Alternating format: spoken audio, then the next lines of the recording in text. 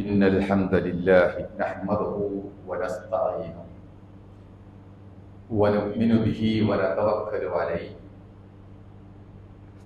ونعوذ بالله من شرور أنفسنا ومن سيئات أعمالنا من يهده الله فهو المهتدي ومن يضلل فلن تجد له وليا مرشدا أشهد أن لا إله إلا الله وحده لا شريك له وأشهد أن محمدا عبده ورسوله اللهم صل على محمد وعلى آل محمد كما صليت على إبراهيم وعلى آل إبراهيم وبارك على محمد وعلى آل محمد كما باركت على إبراهيم وعلى آل إبراهيم إنك حميد مجيد يا أيها الذين آمنوا اتقوا الله حق تقاته ولا تموتن إلا وأنتم مسلمون يا أيها الذين آمنوا اتقوا الله وقولوا قولا سديدا يصلح لكم أعمالكم ويغفر لكم ذنوبكم ومن يطع الله ورسوله فقد فاز فوزا عظيما ബഹുമാനരായ സഹോദരി സഹോദരന്മാരെ,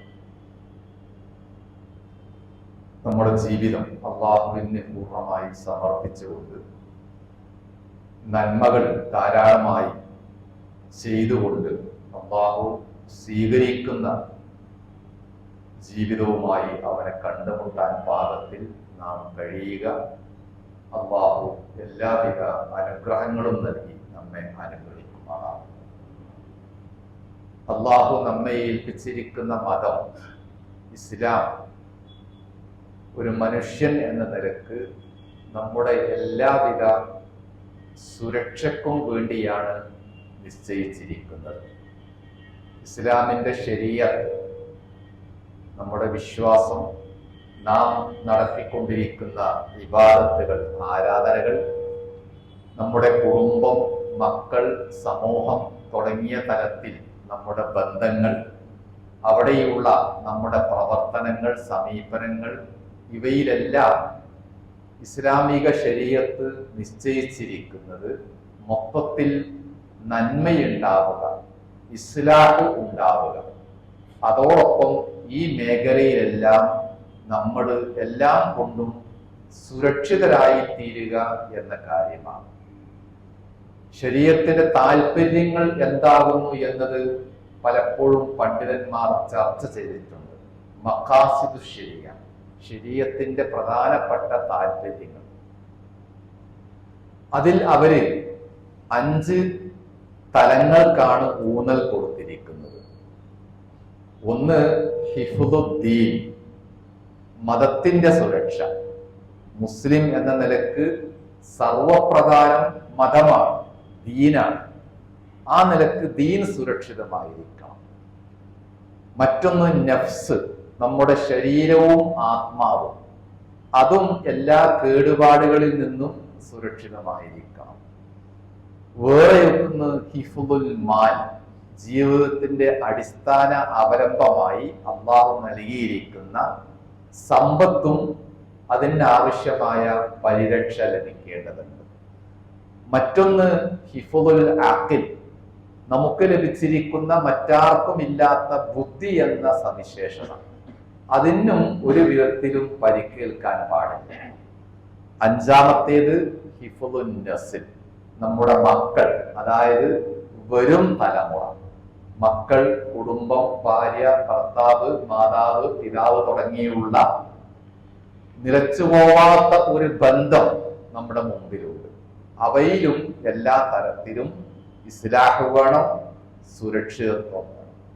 ഇങ്ങനെയൊരു പെരുമാറ്റച്ചട്ടമാണ് അല്ലെങ്കിൽ ശരീഅത്താണ് മതത്തിലൂടെ അള്ളാഹു നമ്മളെ ഏൽപ്പിച്ചിരിക്കുന്നത്.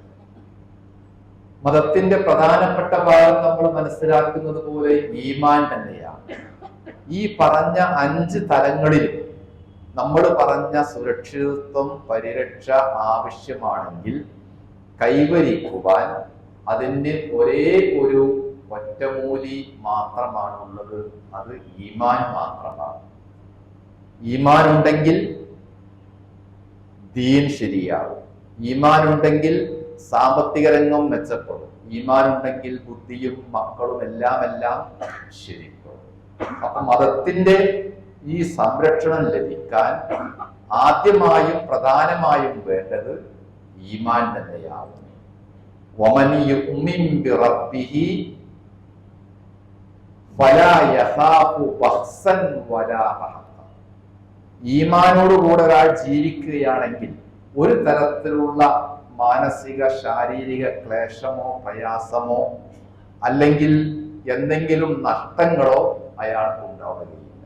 എല്ലാം കൊണ്ടും ഈമാൻ അയാളെ സുരക്ഷിതരാക്കിയിരിക്കുന്നു എന്നാണ്. ഇനി ഈമാൻ ഉണ്ടാകുമ്പോഴും ഈമാൻ ഇല്ലാതിരിക്കുമ്പോഴും ഓരോ കാര്യങ്ങളെയും റസൂൽ സല്ലല്ലാഹു അലൈഹി വസല്ലം താരതമ്യം ചെയ്തിട്ടുണ്ട്. ഉദാഹരണമായി പലപ്പോഴും അദ്ദേഹം ആവർത്തിക്കാറുള്ളത് സാമ്പത്തിക രംഗത്തെ പറ്റിയാണ്. ഈമാൻ ഉണ്ടാകുമ്പോൾ ഒരാളുടെ സമ്പത്തിനുണ്ടാകുന്ന മൂല്യം എന്താണ്? അദ്ദേഹം ഒരിക്കൽ പറഞ്ഞു, നിഅമൽ മാലു സ്വാലിഹു ബിയദിൽ അബ്ദി സ്വാലിഹ്. ഒരു നല്ല മനുഷ്യന്റെ കയ്യിലുള്ള ധനം അത് വളരെ വളരെ നല്ല ധനമായിരിക്കും. നല്ല മനുഷ്യനാണെങ്കിലും ചീത്ത മനുഷ്യനാണെങ്കിലും അയാളുടെ പോക്കറ്റിലുള്ള കറൻസിക്ക്, നോട്ടുകൾക്ക് ഭൗതികമായിട്ട് ഒരു മൂല്യം തന്നെയാണുള്ളത്. പക്ഷേ നല്ല ഈമാനോടുകൂടെയും മതചിട്ടയോടുകൂടെയുമാണ് അയാൾ സമ്പത്ത് കൈകാര്യം ചെയ്യുന്നതെങ്കിൽ അതിൽ പ്രത്യേകമായ ഒരു ബറക്കത്തും മൂല്യവർദ്ധനയും അല്ലാഹു നിശ്ചയിച്ചിരിക്കും. മതമില്ലെങ്കിലോ ഈമാൻ ഇല്ലെങ്കിലോ ഈ പറഞ്ഞ മൂല്യമൊന്നുമില്ലാതെ പണം എന്നെങ്കിലും എവിടെയെങ്കിലുമായിട്ട് അന്യാധീനപ്പെട്ട് പാഴായി നഷ്ടപ്പെടുകയും ചെയ്യും. ഇമാം ഇബ്നു കസീർ റഹിമഹുല്ലാ പണത്തിന്റെ ഈ ഒരു വശത്തെപ്പറ്റി അല്പം നർമ്മബോധത്തോടുകൂടെ സംസാരിക്കുന്നുണ്ട്. അദ്ദേഹം പറയുന്നു, ദീനാറായിരുന്നു അക്കാലത്തെ ഏറ്റവും നല്ല കറൻസി. ഇന്നും അത് പല രാജ്യങ്ങളിലും വളരെ മൂല്യമുള്ള ഒരു വിനിമയ നാണയമായിട്ട്, കറൻസിയായിട്ട് ഉപയോഗിക്കുന്നുണ്ട്. അദ്ദേഹം പറയുന്നത് ദീനാർ എന്നത് രണ്ട് വാക്കുകൾ കൂടി ചേർന്നതാണ്. ഒന്ന് ദീൻ, മറ്റൊന്ന് നാർ. എങ്ങനെയാണ് ദീനാർ മതമാവുന്നത്, മതമല്ലാത്തതാവുന്നത്? സൂക്ഷ്മതയോടുകൂടെ ഭക്തിയോടുകൂടെയാണ് ഒരാൾ ദീനാർ സ്വീകരിക്കുന്നതെങ്കിൽ ആദ്യത്തേത് ലഭിക്കും, അയാൾക്ക് ദീൻ ലഭിക്കും. അശ്രദ്ധമായി ആർത്തിയോടുകൂടെയാണ് ദീനാർ കൈകാര്യം ചെയ്യുന്നതെങ്കിൽ അയാൾക്ക് മിച്ചം നാറായിരിക്കും. അങ്ങനെ ഒരു കാര്യം അദ്ദേഹം അല്പം നർമ്മത്തോടുകൂടെ കേൾപ്പിക്കുന്നുണ്ട്. വളരെ പരമാർത്ഥമുള്ള ഒരു നല്ല സന്ദേശമാണ് അതിലൂടെ ലഭിക്കുന്നത്. പണം ദീനാറാണെങ്കിലും മറ്റു കറൻസി ആണെങ്കിലും ഏത് മാധ്യമങ്ങളാണെങ്കിലും അത് ഈമാൻ ഉണ്ടാകുമ്പോഴും ഈമാൻ ഇല്ലാതിരിക്കുമ്പോഴും ഉണ്ടാകുന്ന പ്രത്യാഘാതങ്ങൾ അല്ലെങ്കിൽ നേട്ടങ്ങളാണ് ഇവിടെ പറയുന്നത്. ഒരാൾക്ക് ലഭിച്ചിരിക്കുന്ന മറ്റൊരു അനുഗ്രഹമാണ് നമുക്കെല്ലാമുള്ള സ്വാതന്ത്ര്യം. എന്തും ഏതും എവിടെയും ചെയ്യുവാനുള്ള സ്വാതന്ത്ര്യം നമുക്കുണ്ട്. അത് ചെയ്യുവാൻ എങ്ങനെയൊക്കെ പ്ലാനിങ് വേണം, ആസൂത്രണം വേണം, അതും നമുക്ക് രൂപപ്പെടുത്താൻ പറ്റും.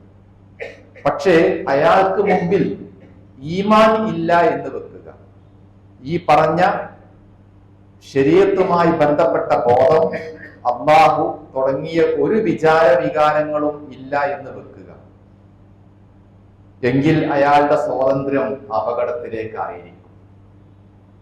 തച്ചു തകർക്കുവാനും നശിപ്പിക്കുവാനും മറ്റുള്ളവരെ ഉപദ്രവിക്കാനുമായിട്ട് ആ സ്വാതന്ത്ര്യം വിനിയോഗിക്കപ്പെടും.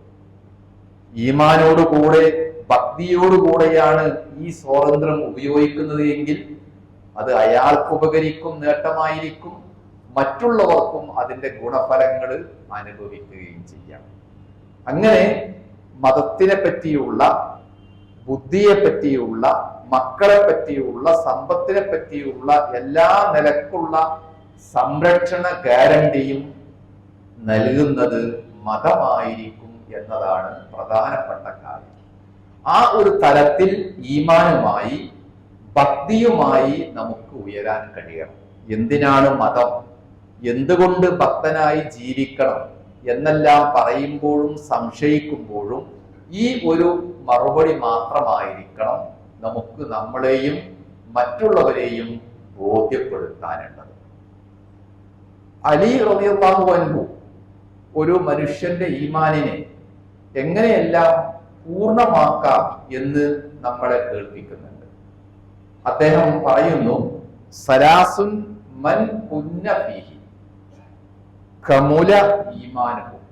3 കാര്യങ്ങൾ ഒരാളുടെ കൈവശമുണ്ടെങ്കിൽ അയാളുടെ ഈമാൻ എല്ലാം കൊണ്ടും പൂർണ്ണമായിരിക്കുന്നു എന്നാണ് അദ്ദേഹം പറയുന്നത്. വളരെ നിസ്സാരമായ എന്നാൽ വളരെ വളരെ പ്രാധാന്യമുള്ള 3 കാര്യങ്ങൾ അദ്ദേഹം വിശദീകരിക്കുന്നത് അൽ അഖ്ലു വൽ ഇൽമു വൽ ഇൽമു. ബുദ്ധി വേണം, ബുദ്ധിയാണ് പ്രധാനം. അത് ഈമാനിന്റെ പൂർണ്ണതക്ക് അനുഗുണമായിരിക്കുകയും വേണം. രണ്ടാമത് ഇൽമാണ്. ബുദ്ധി ഉണ്ടെങ്കിലേ ഇൽമ്, അറിവ് നേടാൻ സാധിക്കുകയുള്ളൂ. അതും ഈമാനിനെ ശക്തിപ്പെടുത്തും. മൂന്നാമത് ഹിൽമ്, വിവേകമാണ്. ബുദ്ധിയുള്ള എല്ലാവർക്കും അറിവ് ഉണ്ടാവണമെന്നില്ല. അറിവുള്ള, ഇൽമുള്ള എല്ലാവർക്കും ഹിൽമ്, മൂന്നാമത് പറഞ്ഞ വിവേകവും ഉണ്ടാവണമെന്നില്ല. വിവേകമാണ് ഒരു ഈമാനിന്റെ പൂർണ്ണഭാവം നിശ്ചയിക്കുന്നത് എന്നാണ് അലി റളിയല്ലാഹു അൻഹു നമ്മളെ കേൾപ്പിക്കുന്നത്. നമ്മുടെ സമൂഹത്തിലും നാം ജീവിക്കുന്ന ചുറ്റുപാടിലും ഈ ഒരു ഉപദേശത്തിന് വലിയ പ്രാധാന്യമുണ്ട്. നമ്മളുടെ മക്കളെല്ലാം ഇന്ന് ഈ സന്ദർഭത്തിൽ ഉപരിപഠനത്തിന് വേണ്ടി പോവുകയാണ്. പലപ്പോഴും നമ്മൾ പോകുന്ന ക്യാമ്പസുകളിൽ നിന്ന് നമുക്ക് ഇൽമ കിട്ടും, ഏതെങ്കിലുമൊക്കെ ആയിട്ട് പലതരത്തിലുള്ള അറിവുകൾ കിട്ടും. പക്ഷേ ഇവിടെ പറഞ്ഞ ഈമാനിന്റെ പൂർണ്ണഭാവം നിർണയിക്കുന്ന ഇൽമ്, വിവേകം നഷ്ടപ്പെടുകയാണ്. ക്യാമ്പസുകളിൽ നിന്ന് ഇൽമ ഇങ്ങോട്ട് കൊണ്ടുവരാൻ പറ്റുമെങ്കിൽ ക്യാമ്പസുകളിലേക്ക് പോകുമ്പോൾ നമ്മൾ വീട്ടിൽ നിന്ന് കൊടുത്തയക്കേണ്ടത് ഹിൽമ്, വിവേകമായിരിക്കണം. ക്യാമ്പസുകളിൽ നിന്ന് നാം ഉദ്ദേശിക്കുന്ന ഈമാനിന്റെ ഭാഗമായി നിലകൊള്ളുന്ന വിവേകം കിട്ടുക എന്നത് ഇന്ന് പ്രതീക്ഷിക്കുക വയ്യ. അപ്പോൾ നമ്മളുടെ വിദ്യാഭ്യാസമാണെങ്കിലും സാമ്പത്തികമാണെങ്കിലും എല്ലാ കാര്യങ്ങളിലും ഈ പറഞ്ഞ പോലെ ഈമാനിനെ കൂട്ടുപിടിച്ചുകൊണ്ട് മതത്തിന് പൂർണ്ണത കൽപ്പിക്കുക, ഈമാൻ നമ്മുടെ എല്ലാ കാര്യങ്ങൾക്കും ശക്തി പകരുക എന്ന ഒരു തലത്തിലേക്ക് ചിന്തിക്കുവാനാണ് ഈ കാര്യങ്ങൾ നമ്മളെ പ്രേരിപ്പിക്കുന്നത്. തെറ്റുകൾ പറ്റാതിരിക്കാൻ വേണ്ടി എന്ത് ചെയ്യണം എന്ന് നബിയോട് ഉപദേശം ചോദിച്ചുകൊണ്ട് ഒരു സഹാബി വരികയുണ്ടായി. അദ്ദേഹത്തിന് നബി പഠിപ്പിച്ചു കൊടുത്തത് ഒരു ദുആ, പ്രാർത്ഥനയായിരുന്നു. അല്ലാഹുമ്മ അൽഹിംനി റുഷ്ദി എന്നാണ്. അല്ലാഹുമ്മ അൽഹിംനി റുഷ്ദി, എന്റെ വിവേകം, എന്തെല്ലാം ചെയ്യണം എന്തെല്ലാം ചെയ്തുകൂടാ എന്ന റുഷ്ദ്, വിവേകം, സന്മാർഗ ചിന്ത എനിക്ക് നീ എപ്പോഴും ഇൽഹാമാക്കി തോന്നിപ്പിച്ചു തരണമേ എന്നാണ് ആ പ്രാർത്ഥന. വളരെ അർത്ഥവത്തായ ഒരു പ്രാർത്ഥനയാണ്. ഏത് കാര്യം ചെയ്യുമ്പോഴും എവിടേക്ക് പോകുമ്പോഴും ഇവിടെ പറഞ്ഞ വിജ്ഞാനം നമുക്കുണ്ടായിരിക്കും. ആസൂത്രണത്തിലും നമ്മൾ സമർത്ഥന്മാരാണ്. പക്ഷെ പാളിപ്പോകുന്നതും പരാജയപ്പെടുന്നതും വിവേകം യഥാവിധി കണ്ടെത്തി കൈകാര്യം ചെയ്യുന്നിടത്ത് മാത്രമാണ്. അപ്പൊ ഏത് കാര്യങ്ങളിലും കാലെടുത്ത് വെക്കുമ്പോൾ എത്ര പ്ലാനിങ്ങും സാമർഥ്യവും നമുക്കുണ്ടെങ്കിലും ഈ പ്രാർത്ഥന നമുക്കും നടപ്പിൽ വരുത്താം. അല്ലാഹുമ്മ അൽഹിംനി റുഷ്ദി, പടച്ചവനെ നീ എനിക്ക് വിവേകം തോന്നിപ്പിക്കണമേ എന്നത്. മറ്റൊരു ഭാഗവും കൂടി ആ പ്രാർത്ഥനയിലുണ്ട്, മിൻ ശർരി നഫ്സി, എന്റെ ഭാഗത്തു നിന്ന് ഉണ്ടായേക്കാവുന്ന എന്തെങ്കിലും തിന്മകൾ ഉണ്ടെങ്കിൽ അതിൽ നിന്ന് നീ എന്നെ രക്ഷിക്കണമേ എന്ന്. ഒരു വിഷയത്തിലേക്ക് ഇറങ്ങുമ്പോൾ നമ്മുടെ ഭാഗത്ത് ഉണ്ടാവാനിടയിലുള്ള നിരവധി തിന്മകളുണ്ട്. നമ്മുടെ സംസാരം പിഴക്കുന്നത് മൂലം, വാക്കുകൾ തെറ്റിപ്പോകുന്നത് മൂലം, സമീപനം മോശമാവുന്നത് മൂലം, ഇങ്ങനെ പലതരം തിന്മകളും ശ്രദ്ധിച്ചുകൊണ്ടോ അശ്രദ്ധമായോ നമുക്ക് സംഭവിക്കാം. അതിൽ നിന്നും ഒരു പിടിവള്ളി നമുക്ക് നൽകാൻ അള്ളാഹുവിന് മാത്രമേ സാധിക്കുകയുള്ളൂ. നാം പറയുന്നത് പ്രാർത്ഥനയിലൂടെയും മുൻകരുതലിലൂടെയും ജാഗ്രതയോടുകൂടെയുള്ള പ്രവർത്തനങ്ങളിലൂടെയും ഒക്കെ ഈ പറഞ്ഞ 5 മേഖലകൾക്കും എല്ലാ സന്ദർഭത്തിലും സുരക്ഷിതത്വം ഉണ്ടാക്കേണ്ടതുണ്ട്. നമ്മുടെ മക്കളാണെങ്കിലും സമ്പത്താണെങ്കിലും ബുദ്ധിയാണെങ്കിലും ശരീരം, ആത്മാവ്, മതം എന്താണെങ്കിലും ഇവിടെ നമുക്ക് ലഭിക്കുന്ന എല്ലാ പരിരക്ഷയും ജീവിതത്തെ എല്ലാ അർത്ഥത്തിലും എളുപ്പമാകും. ഈ 5 മേഖലയിൽ നമുക്കുണ്ടാകുന്ന എല്ലാ കഷ്ടനഷ്ടങ്ങളും പ്രയാസങ്ങളും ബുദ്ധിമുട്ടുകളും എപ്പോഴെങ്കിലുമായിട്ട് നമുക്ക് ജീവിതത്തിൽ തിരിച്ചടിയായിട്ട് ബാക്കിയുണ്ടാവുകയും ചെയ്യും.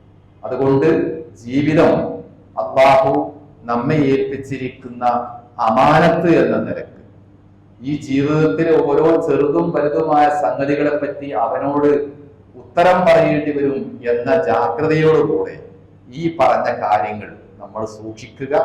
എപ്പോഴും നമ്മുടെ കൂടെ യാത്ര ചെയ്യുന്ന, നമ്മുടെ കൈപിടിച്ച് മുന്നോട്ട് പോകുന്ന സുഹൃത്തായിട്ട് ഈമാനിനെയും ഭക്തിയെയും നമ്മൾ സ്വീകരിക്കുകയും ചെയ്യുക.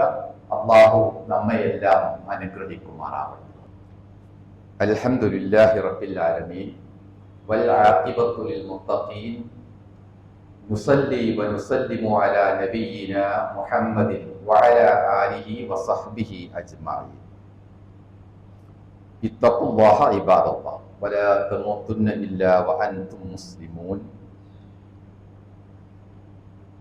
ജീവിതത്തെ വിശുദ്ധ ഖുർആനിൽ വിനോദം, കളി എന്നിങ്ങനെയൊക്കെയാണ് ഉപമിച്ചിരിക്കുന്നത്. അതുമാതിരിയുള്ള വേറെയും ആയത്തുകളുണ്ട്. ഇപ്പൊ ജീവിതത്തിന്റെ നിസ്സാര ഭാവവും അതിന്മേൽ എങ്ങനെ ആഞ്ഞടിച്ച് അധ്വാനിച്ച് സമയം കളയേണ്ടതില്ല എന്ന കാര്യം കേൾപ്പിക്കുവാനുമാണ് ആ ഒരു ഉപമ ഖുർആനിൽ നടത്തിയിരിക്കുന്നത്. എന്നാൽ അതിന്റെ മറുവശത്ത് ഒരു വിനോദത്തിൽ എങ്ങനെയൊക്കെ നമുക്ക് ലക്ഷ്യം നേടാം എന്നതുകൂടി പഠിക്കാവുന്നതാണ്. വിനോദിക്കുന്ന, കളിക്കുന്ന ഒരു ഗ്രൗണ്ട്, ഒരു കളിക്കളം, അതിലുള്ള കളിക്കാർക്ക് ഒരു ലക്ഷ്യമുണ്ട്. ഫുട്ബോൾ മത്സരത്തിൽ പ്ലെയേഴ്സിന്റെ ലക്ഷ്യം എന്താണ്? പരമാവധി ഗോൾ നേടുക എന്നതാണ്. ആ ലക്ഷ്യം ജീവിതത്തിൽ നമുക്ക് ഒരു മുസ്ലിമിന് ഉണ്ടായാൽ മതി. പരമാവധി ഗോൾ നേടണം. കളിക്കളത്തിൽ കളിക്കാരല്ലാത്ത വേറെയും ആൾക്കാരുണ്ട്, റഫറിമാരുണ്ട്. അവരെന്താ നോക്കുന്നത്? ആർക്കാണ് തെറ്റുപറ്റുന്നത്, പിഴവ് സംഭവിക്കുന്നത് എന്നാണ് റഫറിമാര് നോക്കുന്നത്.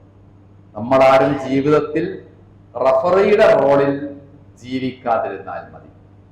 ആർക്കെല്ലാം തെറ്റുപറ്റി, പിഴവ് പറ്റി എന്ന് നോക്കാൻ പടച്ചവൻ നമ്മളെ ഏൽപ്പിച്ചിട്ടില്ല. പരമാവധി ഗോൾ നേടുക എന്ന് തന്നെയായിരിക്കണം ഒരു കളിക്കളത്തെ മുമ്പിൽ നിർത്തിക്കൊണ്ട് ജീവിതത്തെ ഉപമിക്കുകയാണെങ്കിൽ അതിൽ നിന്ന് നമുക്ക് ലഭിക്കുന്ന നല്ല പാഠം.